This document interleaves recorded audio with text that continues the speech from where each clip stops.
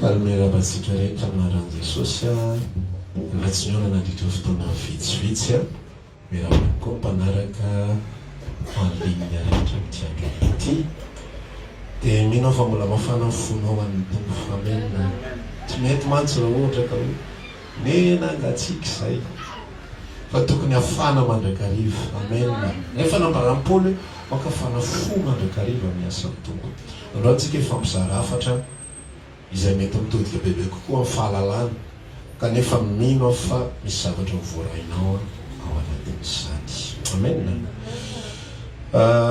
Jaona voalohany toko fadimy no ovakitsika.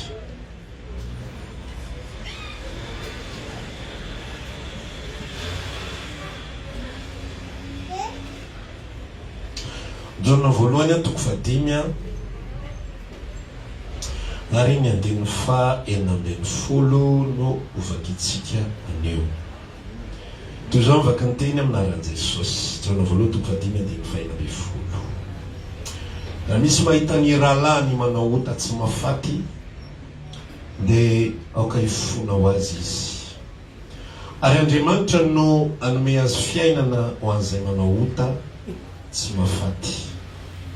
Misy ota mahafaty tsy mba lazaiko akory fa tokony hangataka ny amin'izany izy. Ny Korintiana faharoa toko faha 1:10.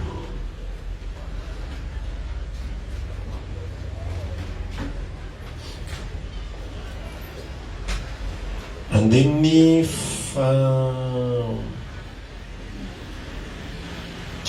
voalohany ka hatramin'ny fa efatra eo ampovoan'ny tapahtsika. Korintiana faharoa toko faha 1:10 andiny voalohany ka hatramin'ny fa efatra naran'i Jesosy. Enganeka mba andefitra amiko amin'ny adalana kely ianareo kanefa mandefitra amiko ianareo.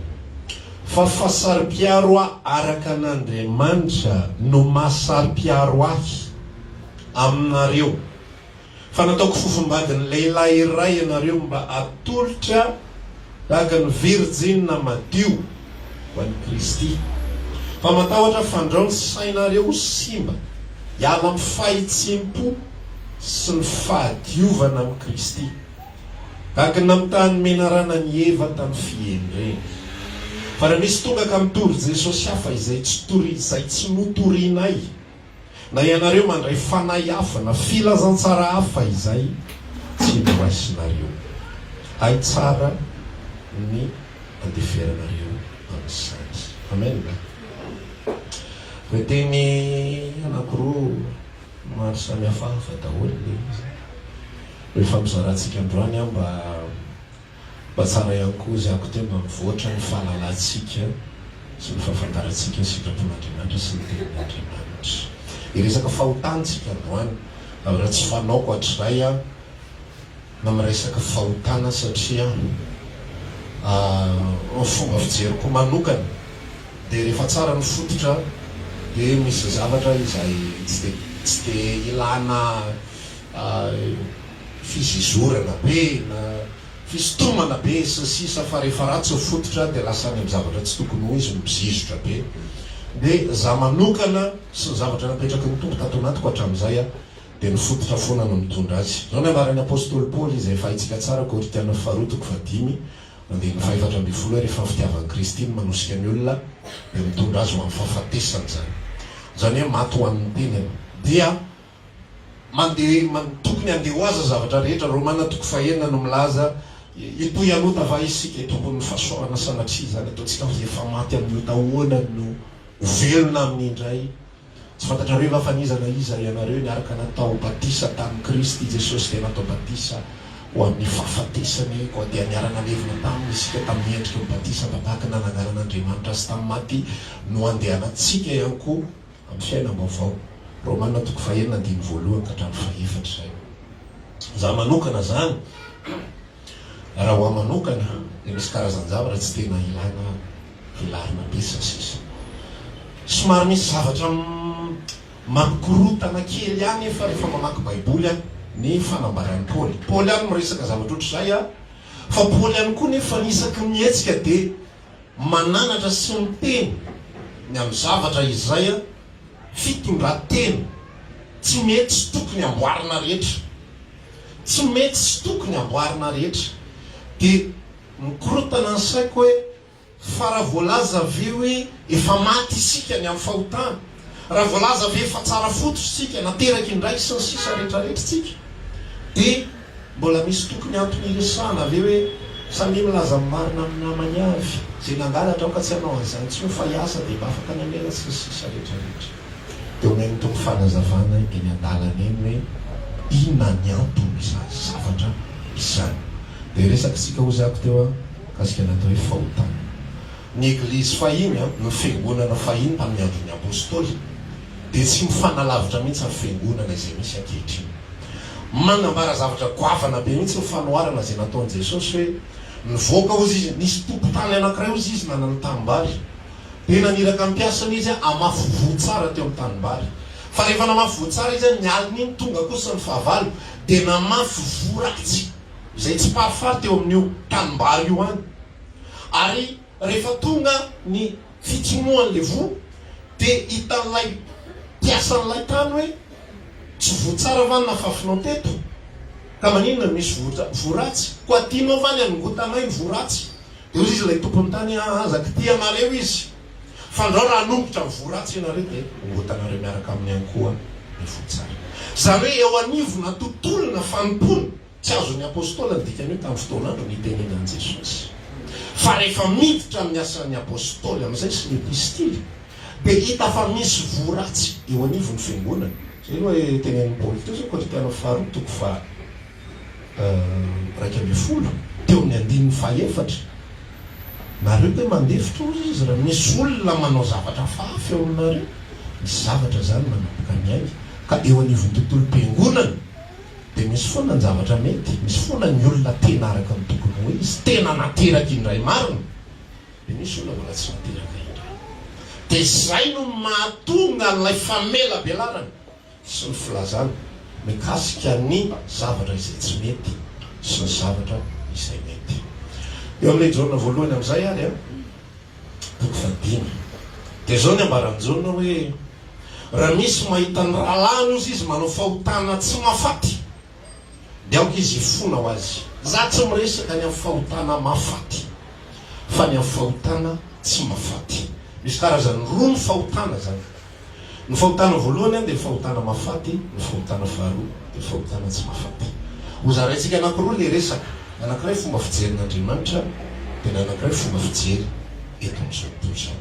Tsika mahafantatra tsara amin'ny bokin'ny Matteo toko 5 rehefa nanambara Jesosy nanomboka ny toriteny teo tendrombohitra izy, efa voasoratra hoe aza mijangajanga.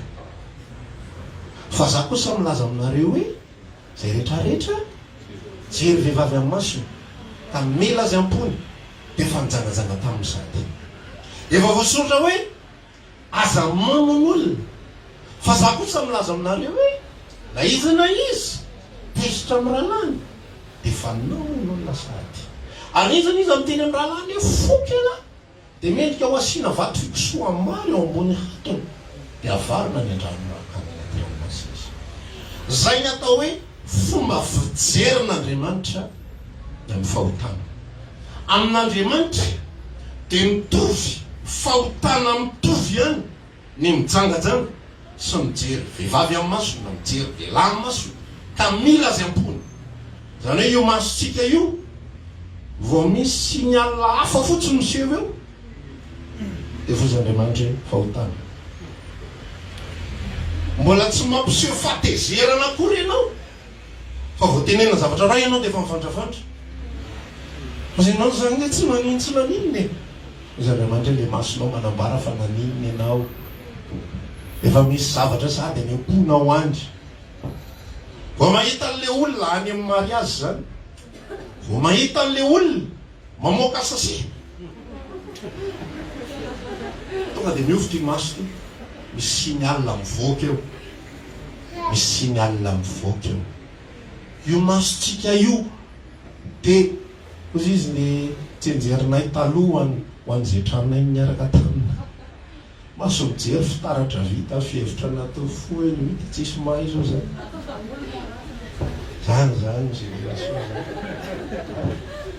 voky eo daholy io tsy mialina eo amin'ny maso tozandriamanitra le fahotana za mahatonga zanak'olombelona tsy hiditra ny lanitra zany mandrakizay amin'nyheriny tena satria feno fahotana feno zavatra tsy mandeha am'izay lony ny expression rehetrarehetra avoakatsika io zay nahatonga an'Andriamanitra sy ny apôstôly Paoly la tsy misy marina na de iray ary tsy misy manana ny voninahitra Andriamanitra samy efa nanota izy rehetra.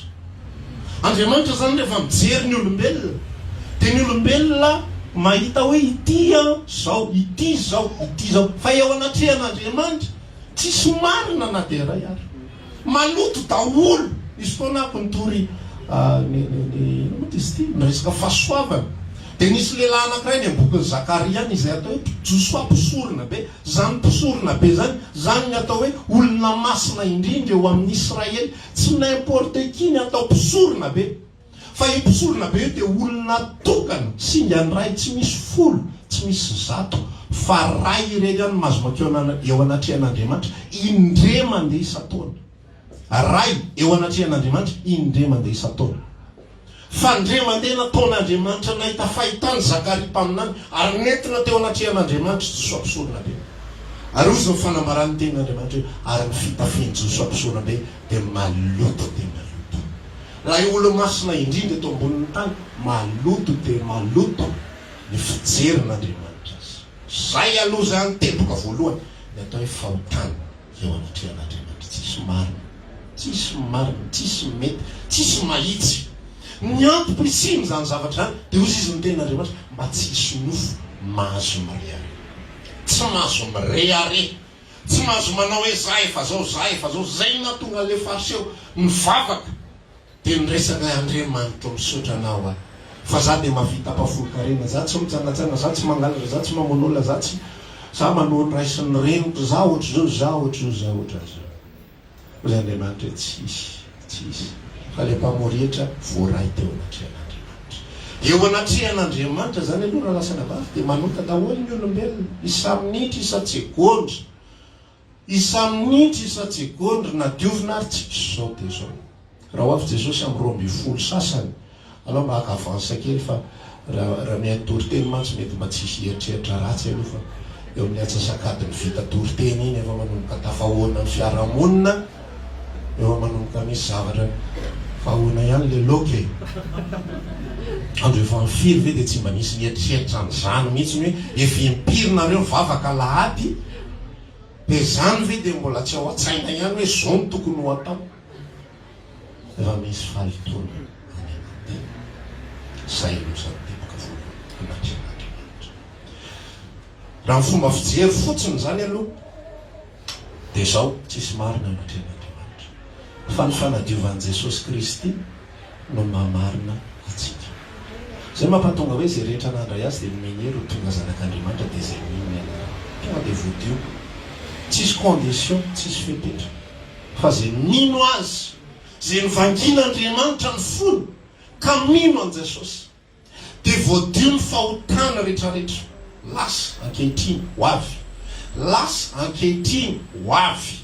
Raha ho avy Jesosy raha manana antoka ianao fanateraka indreo Kristy, tsy mila miandro vanim-potoana metimety tsara. Tsika tsy metimety tsara zany, tsisy an'izany amin'ny fotoana ianao mieritreritra fa metimety tsara ianao avy navom-panahy zany, fa tsy metimety tsara zany ianao io. Iza tsy metimety tsara zany, fa amin'ny fotoana eritreretako an'izay avy navom-panahy zay tahaky milaza hoe navita ohatr'izao de navita ohatran'izao madio tsara za io madio tsara, avy mifady hanina madio tsara, avy nanao alim-bavaka madio tsara io, avy nanao an'izao madio tsara. Tsy avy amintsika ny famonjenantsika fa avy amin'Andriamanitra irery ihany, avy amin'ny Jesosy Kristy irery ihany, avy amin'ny hazo fijaliana irery ihany. Zay ny tenenan'ny apôstôly Paoly, sanatria raha misy ataoko rehare afa-tsy. Paoly tsy mirehareny amin'ny zavatra hafa, afa-tsy ny hazo fijaliany Kristy. Satria teo nanomboana raha ny amin'izao tontolo zao ary nanomboana n'izao tontolo zao raha ny amiko. Zany hoe rehefa mijery Andriamanitra dia inona ny zavatra hitany na dia eo ary faly meko sy ny fahadisoko. Jesosy Kristy voaomby teo amin'ny hazo fijaliana ny zavatra hitany. Ary olona masina no olona hitany, olona voadio, olona afaka, olona notanterahana teo amin'ny Kristy no olona hitany.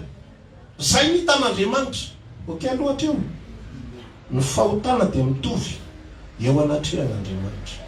Tsisy ota kely sy ota be, tsisy ota majinika sy ota vaventy, tsisy lamone sy vola vaventy, fa mitovy aby izy rehetra.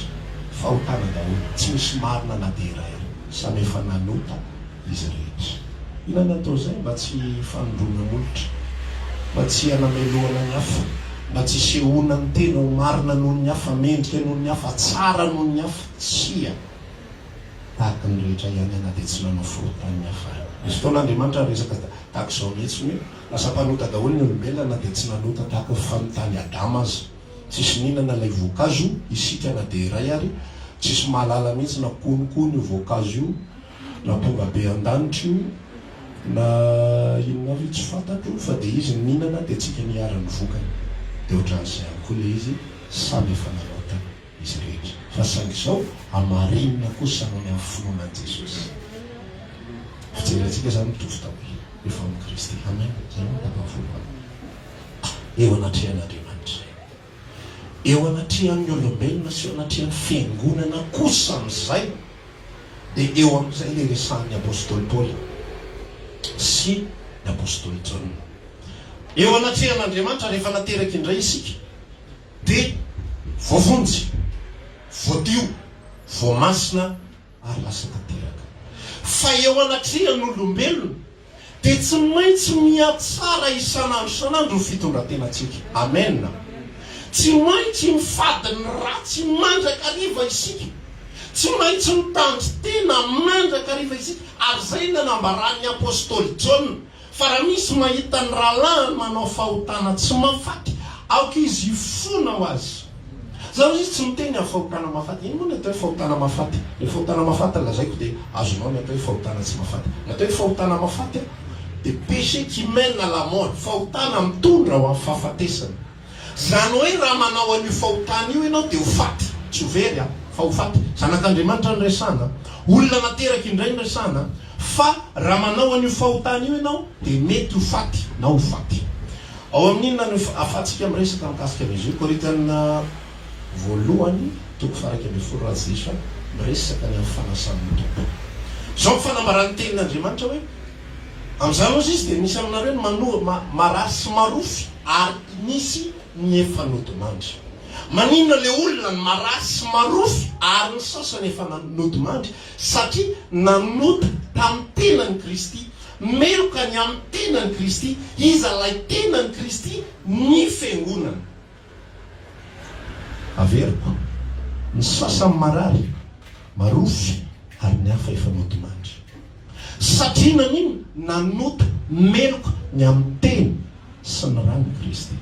Tsy le fanasan'ny tompo taloha tena nandika be an'izy io mihitsy hoe ahoana zany le fanasan'ny tompo ve no mamparary ve zany mihinana ny mofo sy misotro an'le divay iny raha ohatra ka misy fitondran-tena tsy milamina?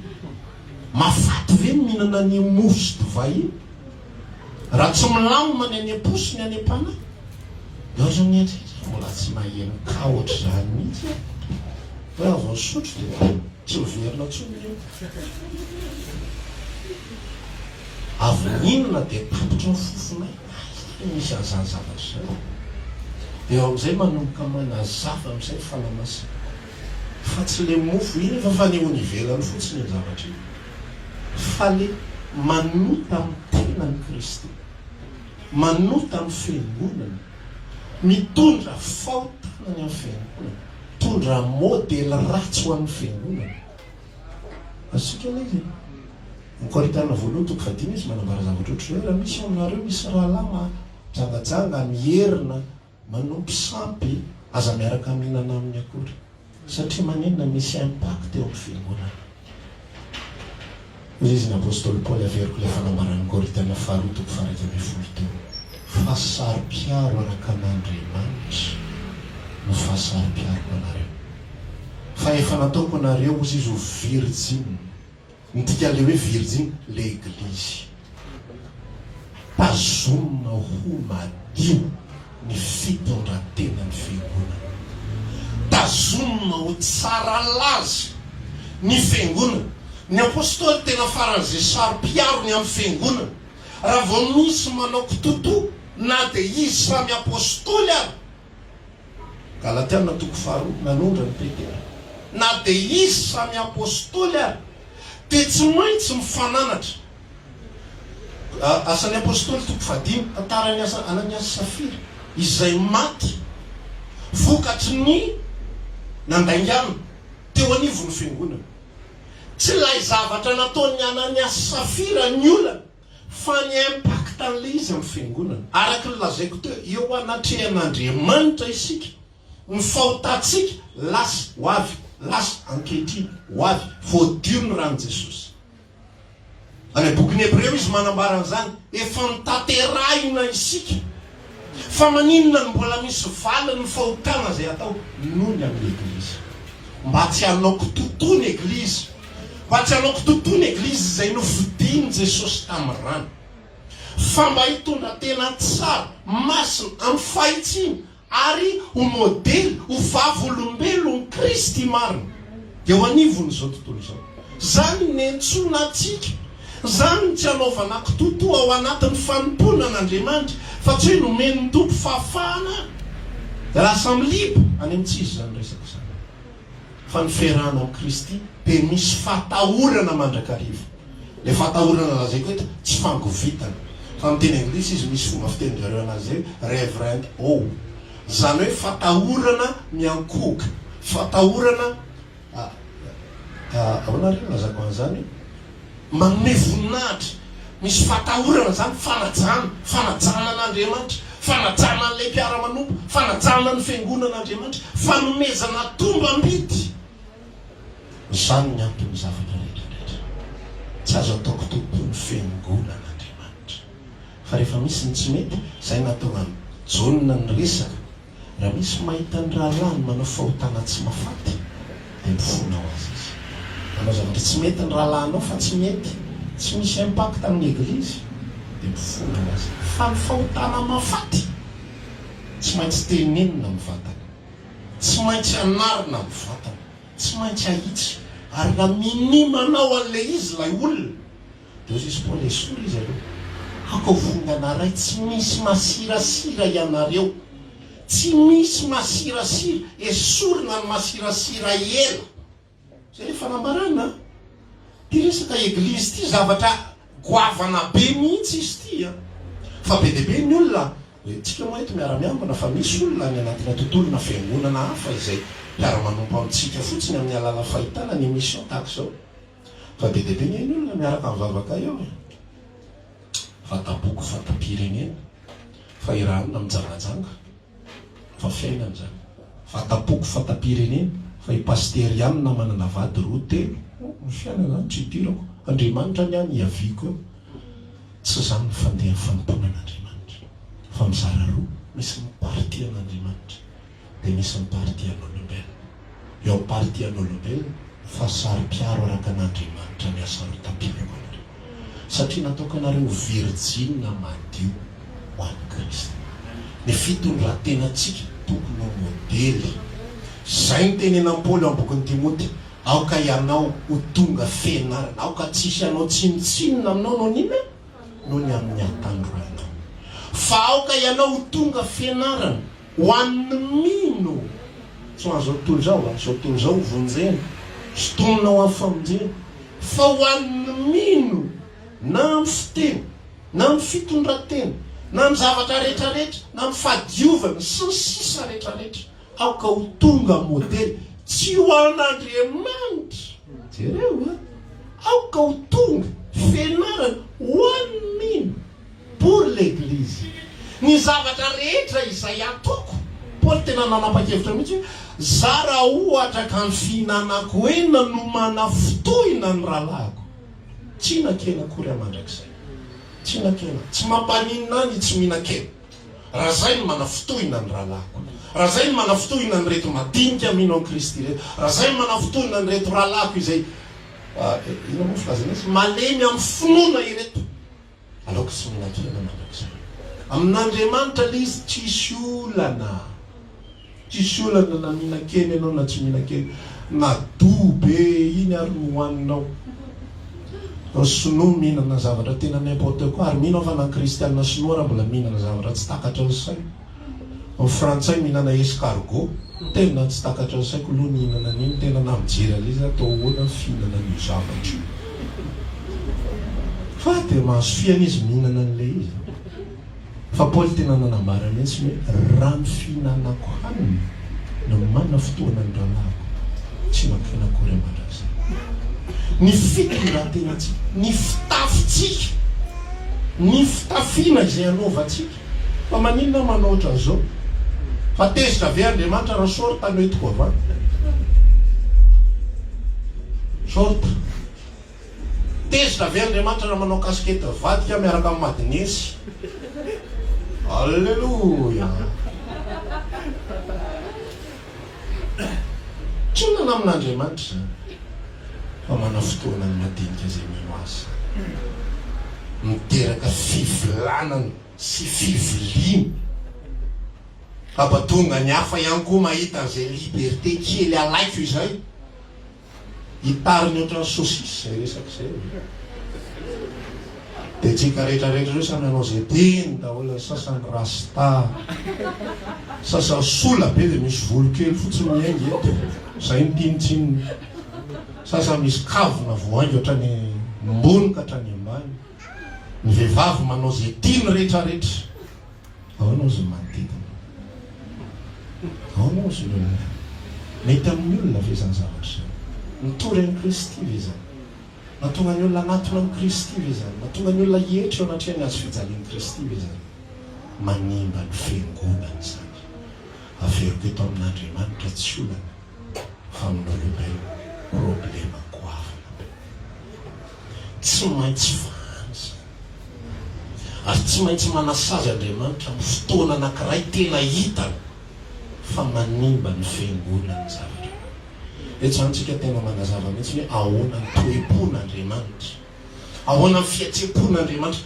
fa n'olana mantsy isika matetika aty amin'le côté an'le Jesosy mpamindra fo foana ny tena velabelarytsika sy haitsika Jesosy mpamindra fo Jesosy manome fafana Jesosy ohatran'izao Jesosy ohatran'izao fa Jesosy ihany koa dia saro-piariny amin'ny egliziny amena ka tsy tia nisy kototo mba hampatonga ny filazantsara io voatory araka ny tokony izy atonga azy anangana an'ilay virjinina madio tsy misy petipetina nakite fiketronana nazy etaky zany fa mba ho marina sady tsy misy tsiny izy dia tsy maintsy ahitsy daholo dia tsy afaka manao isika hoe mety foana io rehefa tsy mety dia esorina na ahoana ahitsy aloha anarina aloha ary zay mihitsy le nitenena Jaona teo misy olona manao hotamafaty hoeto eo anatrehan'ny olona tsy mety izy eo anatreha vavolombelona roa na telo tsy mety izy mibebaka ny amin'ny zavatra tsy mety izy atao eto anatrehan'ny olona tsy mety izy eo anatrehan'ny olona ataovy ray isan'ny jentiliste Jesosy dia efa nanome azay fampianarana zay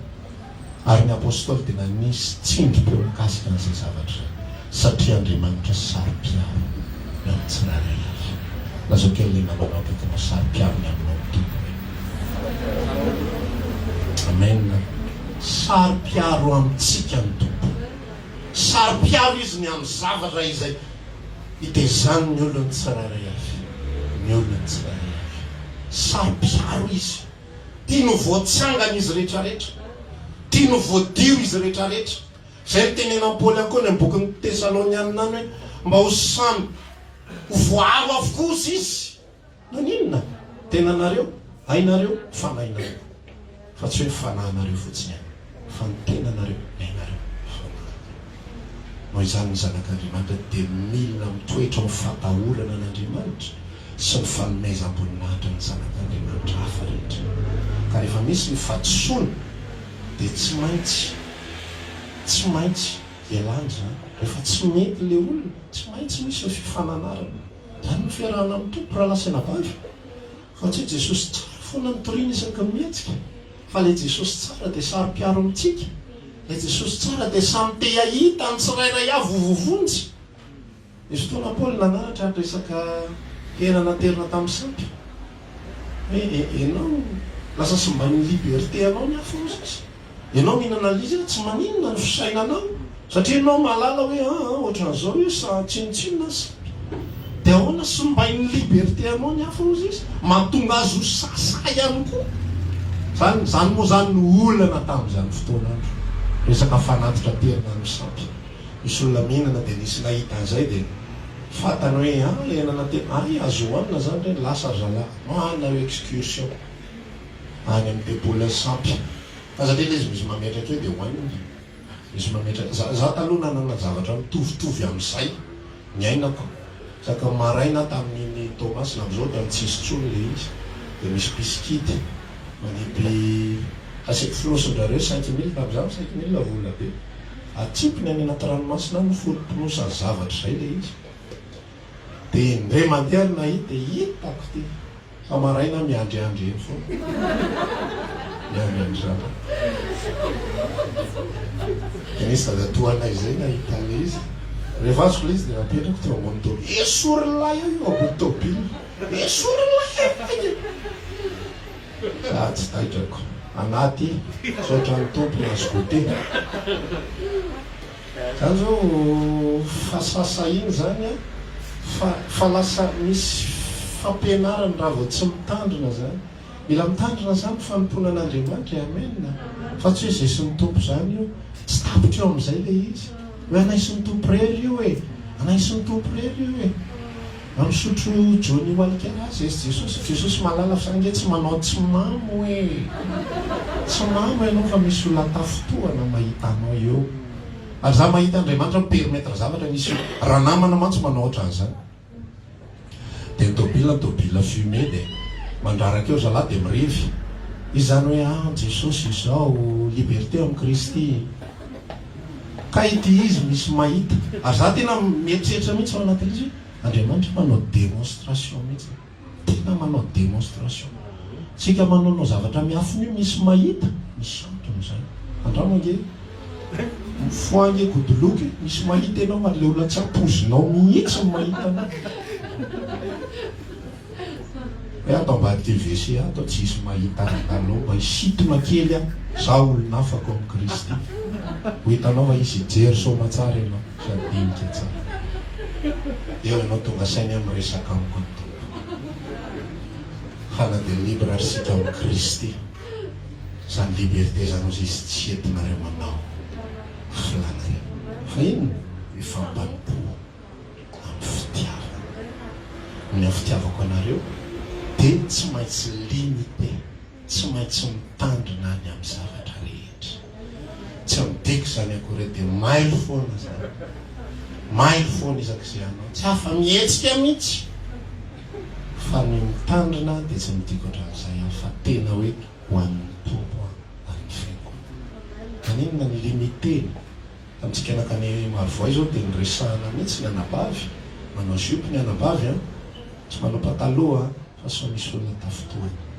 Ny rahalahy aloha amin'ity premier jour ty aloha tsy manao sorte fa aloha pataloha dia ndao aloha dia hitantsika eo fa dia satria maneno nony amin'ilay olona tsy nony amin'Andriamanitra. Tsy manana olon'Andriamanitra na ataonao maitso fotsy mena sainam-pirenena ary loko volonao. Tsy manana olana miaraka amin'ny ballon mampibefy detoy. Zay nentinao mandehandeha. Tsy olona zany amin'Andriamanitra. Fa lay zanak'Andriamanitra. Lay olona izay tokony hijerona vavolombelona. Mila mitandrina isika. Amen. Dia izy ny tenin'Andriamanitra. Efa tsy mety fananatra. Fampitondra. Fampitondrisana. Ao an'io fiangonana tsisy asa samy manana ny asa. Toe-tsainy-kainy zany zavatra. Ozy izy kainana efa nanontanian'Andriamanitra aiza ny rahalahinao? Ahoana ny navaly? Mo ampitondrina ny rahalahiko fa rahalahinao zao dia lasa izy inona ny idirako zay ny fikany zavatra io. Tsisy idirako mihitsy ny zany zavatra. Rahalahinao zao ny anontaniana lasa iza ny rahalahinao. Amin'izay izy feno avinao n'Andriamanitra ve miresaka aminao dia zany ny famalinao.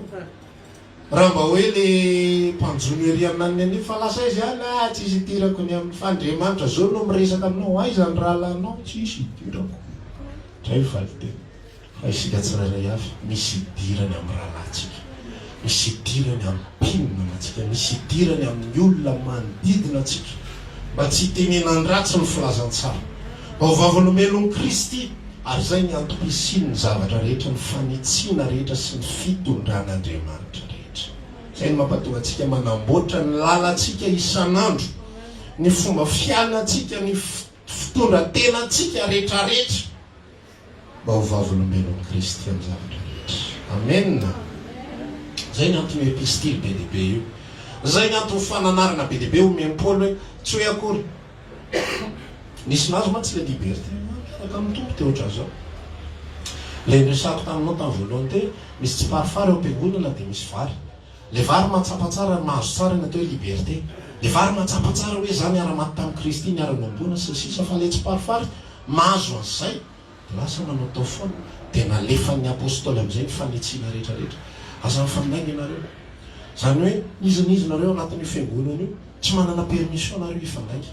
Izy nareo anatin'io fiangonana io asa mitsangatsanga nareo.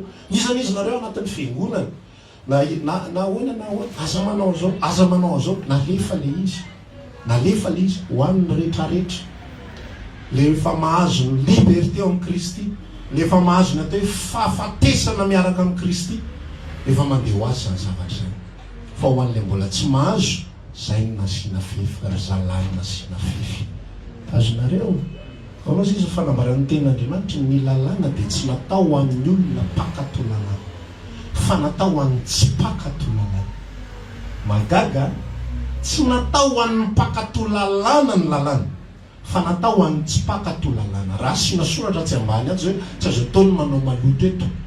Tsy ho an'ny olona tsy manao maloto mihitsy zany. Tsy izy idirany akory mahita an'io izy ohatrany tsy mahita ihany. Izy tsy mieritreritra raha teo hitifitra eo. Fa ho an'le mpitifitra ho anazy mihitsy ny afisa azy io. Dia ohatr'izay io lalàna io. Dia ohatr'izay ihany koa fanambarana ao anatin'ny epistily raha mahita an'izany isika. Ny aza mijangajanga dia ho an'izay mbola manana fanasasa. Hiditra ho an'izay zavatra. Dia zay ny fanambaran'ny tompo amin'ity andro ity. Aoka samy mitondra tena tsara daholo. Satria isika dia vavolombelon'i Kristy. Tsika an' Jesosy atao milana. Tsika manana firaisana tsara amin'i Jesosy. Tsika manana fatokisana amin'ny tompo sy sisa rehetrarehetra. Fa tsika ihany koa dia vavolombelona. Zay daholo ny fiarana. Maninona no asiana teny hoe aza mafoy ny fiarahantsika miangona tahaka ny fanaon'ny sasany. Ilain'Andriamanitra ve ny fandehanako miangona? Ilain'Andriamanitra ve ny fanaovako an'izay zavatra? Andriamanitra rehefa nampiraisina tao amin'ny Kristy isika dia zay vitsy zay. Opération indray mandeha tsy miverina. Fa ataony côté ilany amin'ilay maha olombelona. Mila an'izany zavatra zany. Araka ny teneko, za mila ny hafa ary ny hafa mila. Ary nataon'ny tompo fampiankin-doha isika. Tsisy mandeha rery zany. Ozy izy Paul aboka Romana toko voalohany zao izy teo any aminareo fatratra. Satria tamin'ny voalohany izy nyteny misy zavatra tiako zaraina aminareo. Fa avy eo izy rehefa niresaka amin'izay mba ho fampaherezana ho ahy sy ho anareo. Zany hoe i Paul tsy mpanome fotsiny ihany fa mandray ihany koa izy amin'ireo olona ihany. Izahay tsy mpizara fotsiny ihany. Ary tsy natao velona amin'ny fizarana fotsiny ihany ka hoe ny mety foana e. Fa mila n'ilay avany ihany koa izahay. Amelona anay, ampiorona anay, ampijoro anay. Ny mpanompon'Andriamanitra ihany koa mila hitsy, mila tenenina rehefa misy tsy mety, mila hifananarana, mila paherezina fa misy fotoana izy reraka. Fa tsy hoe superman spirituel izy akory. Ka hoe nareo mila afizany. Kristy Jesosy zavatra ohatr'izao. Ohatr'izao daholo tsika amin'ny Kristy. Ohatr'izao daholo. Amen. Fampipatana, fanangana, fampitondra izay mavesatra. Paul tsy menatra mihitsy mangataka amin'ny rahalahy ivavao anay rahalahy. Le olona manao mirakla be ampanaovan'Andriamanitra mirakla ka ny akanjony fiarona akanjony sy ny mosoarany fotsiny dia sitrana amin'ny marary. Tsy mila présence akory fa tonga dia tiany akanjo lalovina fotsiny sitrana amin'ny marary. Mivavao anay rahalahy. I Petery mialoka fotsiny dia manasitrany mila ny fiangonana hivavaka ho azy rehefa angady izy. Zany natao hoe ao amin'ny Kristy. Zany natao hoe fiarahana amin'ny Kristy. sans anankiroa fifanesako amin'ny Kristy mifandraisako amin'ny Eklisy. Amen. Afaka isika amin'ity androny ity. Tsy haiko izay zavatra nanangen'ny tompo anao tao anatin'izay fa mino fa misy zavatra petraka ny tompo any anaty. Ampiorina antsika bebe kokoa natonga antsika atahotra amin'ny fitondran-tena rehetra. Tsy atahotra no faty akory, atahotra ny arary na atahotra no marofy, fa kosa noho ny amin'ny fitiavana mihitsy ny hafa, noho ny amin'ny faniriana ampandroso ny hafa, noho ny amin'ny faniriana amporisika ny hafa. Dia tena iroso isika amin'ny fatahorana n'Andriamanitra, amin'ny fitondran-tena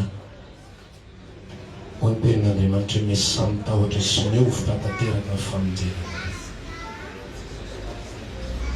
Andriamanitra saro-piaro ny amin'ny fiangonana. Tsy amin'ny olona anankiray izay saro-piaro fa amin'ilay fiangonana n'Andriamanitra. Ny mpanompon'Andriamanitra ihany koa dia olona natao saro-piaro. Ary Paoly nanambara mihitsy hoe raha misy eo aminareo olona mierina, izany hoe tia vola, tsy tokony hanana fifandraisana amin'izany akory. Raha misy aminareo izay rahalahy kanefa mbola manompo sampy, raha misy aminareo izay rahalahy kanefa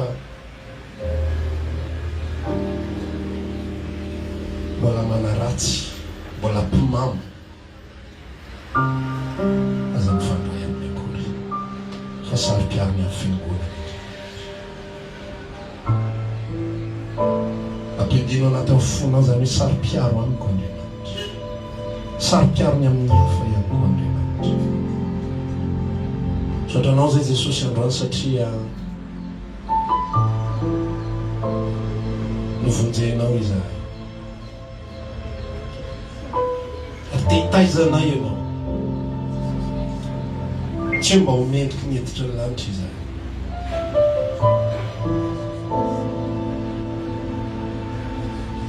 Tsy hoe mba ho madio tsara izahay, fa efa niodiovinao tamin'ny ranao ny fiangonana, ary efa nohamasinao tamin'ny ranao. Fa tianao kosa izahay androso amin'ny fitondran-tsena tsara mandrakariva. Anaisitra amin'ireo izay raha hita mavesatra amin'ny fiainanay, ireo zavatra miafinafina rehetra mbola ataonay.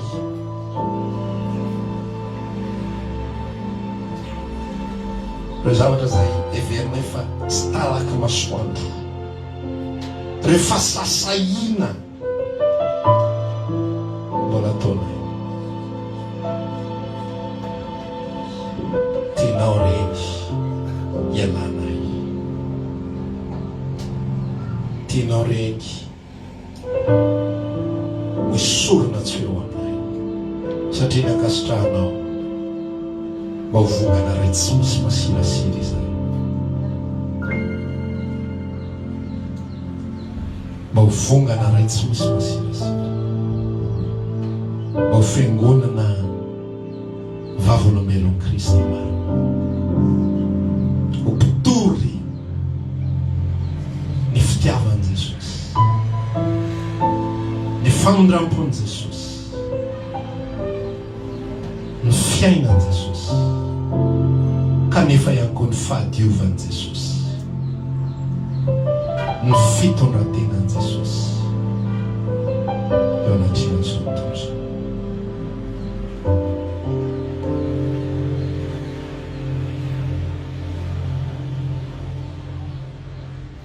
Nataontsika lahira anankiray hoe novonjenao aho karanjakao, fenao ny asirasira miositra, velona ao anatiko ao, herinaina avy aminao, ho velomelo ny fanaina. Foko anao ny fisiko,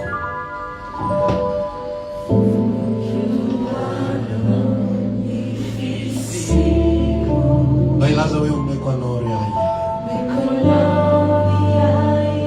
foko ny foko sy ny fanahy, ianao nifidy ahy,